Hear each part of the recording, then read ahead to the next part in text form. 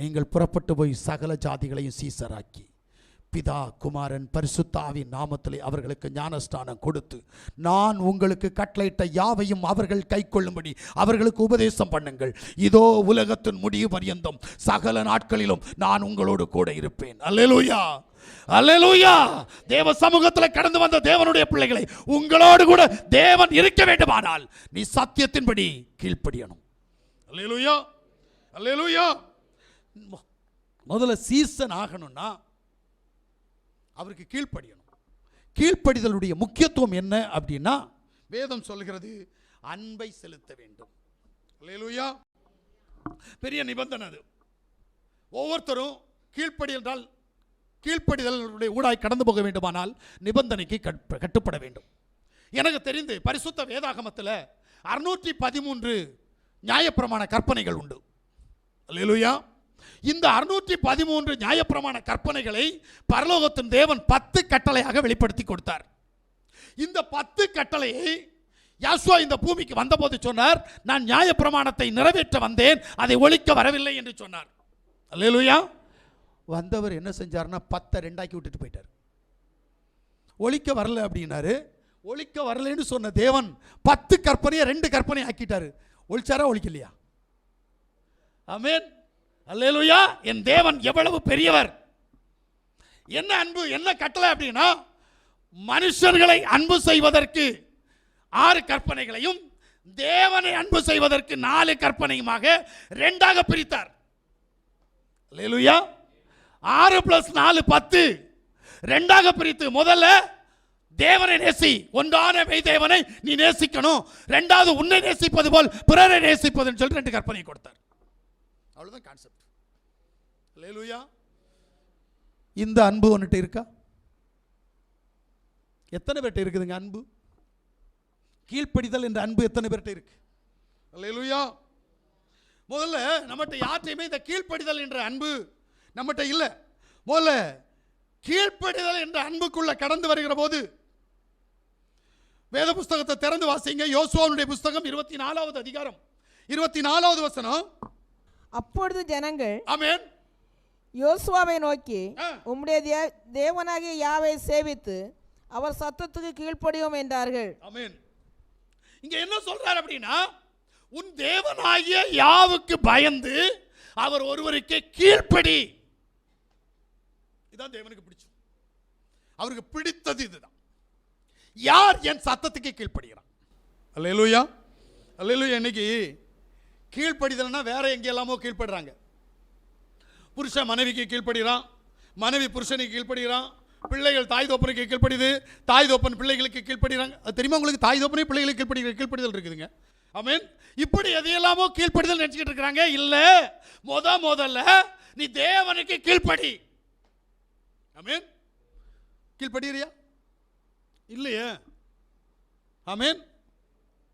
எனக்கு தெரிஞ்சு அநேக பேர் புருஷனுக்கு கட்டுப்படணும்னு சொல்லி இருக்குது பைபிள். மனைவிமார் புருஷனுக்கு கீழ்ப்படியணும்னு சொல்லி இருக்கு.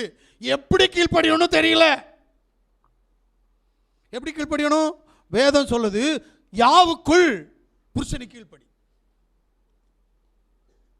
அதாவது கர்த்தருக்குள் புருஷனுக்கு கீழ்ப்படியணும். புருஷன் கர்த்தருக்குள் தன் மனைவியை அன்பு செய்யணும். இன்னைக்கு இல்லையே. அல்லேலூயா. இந்த பைத்தியம் எப்படி இருக்கும் தெரியுமா? பைத்தியம் யாருக்குமே பதில் சொல்ல முடியாது. அந்த அளவுக்கு அன்பு. தேவனை விட்டுட்டு மானிட வர்க்கத்திட்ட அன்பு. அல்லேலூயா. தயவு செய்து சொல்றேன், தேவனை அன்பு செய்யுங்கள். அந்த யோசுவாவுடைய புஸ்தகம் திருப்பி வாசிங்க. 24.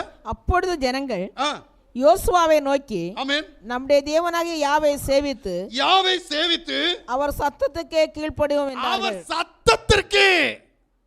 நான் அல்ல இவ்வளவு நேரம் பேசினது. நீ அப்படி நம்புறேன்னா உன் தலையில கல்லு. ஆமென். ஏன்னா பேசுகிறது நீங்கள் அல்ல, உங்களில் இருக்கிற பிதாவின் ஆவியானவரே பேசுகிறார். அல்லேலூயா. அப்ப ஆவியானுடைய சத்தத்திற்கு நீ செவி கொடுக்கணும், அதுக்கு சரண்டர் ஆகணும். அல்லேலூயா. உண்மை சொல்றீங்க, நான் ஆசீர்வதிக்கப்படுவதற்கு காரணம் தான். அல்லேலூயா. என்னை தேவன் இம்மட்டும் நடத்துவதற்கு காரணம் அதுதான். நான் 0ல ஸ்டார்ட் பண்ணவன். அல்லேலூயா. என்னுடைய வாழ்க்கையின் தொடக்கம் ஒரு ஜோடி ட்ரெஸ். எங்க வீட்டில் இருந்த பான பாத்திரங்கள், ஒரு மண்பானை, ஒரு மண்பானை மூடி. நான் எப்படி இருந்தேன்னு தெரியுமா? சென்ட்ரல் கவர்மெண்ட் சேலரி 32,000 ரூபாய் சம்பளம் வாங்கிட்டு இருந்தேனா, அதை விட்டு வந்து இந்த வேதத்தை கையில் எடுத்ததுனால ஒரு மண்பானையும் மண்பானையுடைய மூடியும், மண்பானை மூடியில் நான் சாப்பிட்ட பிறகுதான் என் மனைவி சாப்பிட முடியும். நான் யோசித்து பார்க்கிறவன், நீ கழிந்த நாளை யோசித்து பார்க்கல, அதனால தான் உனக்கு இதெல்லாம் நடக்குது. நான் அனுதினமும் என்னுடைய முந்தைய நாளிலிருந்து என் தேவன் எப்படி என்னை விடுவித்தார், என் தேவன் என்னை எப்படி நடத்துகிறார், நான் ஒவ்வொரு நாளும் தேவ சமூகத்தில் நினைத்து பார்க்கிறவன். என் மூத்த மகனுக்கு, காலங்கள் கடந்து என்னுடைய மூத்த மகனுக்கு பால் கொடுக்க முடியாமல் நடு ரோட்டில் முட்டி போட்ட கால்கள் என்னுடைய 2 கால்களும். கூட்டப்புள்ளியிலிருந்து குட்டிப்பாறை வரைக்கும் கால்நடையாய் நடந்து ஊழியத்துக்கு வரணும். வந்தா 3 ரூபா காணிக்க கிடைக்கும். நான் சத்தியத்தை பேசுறது சும்மா இல்லை. பணத்துக்காக, பேர் புகழுக்காக நான் எங்க வேணாலும் போலாம். ஏன்னா என்ன என் தேவன் இம்மட்டும் நடத்திக்கிட்டு இருக்கிறார் ஐயா, சும்மா இல்லை. ஒரு வாரம் எனக்கு கிடைக்கிற காணிக்கை 3 ரூபா. இதை கொண்டு நான் குட்டிப்பாறை விலையில் இருந்து களிக்காவளை பக்கம் நடந்து போகணும்.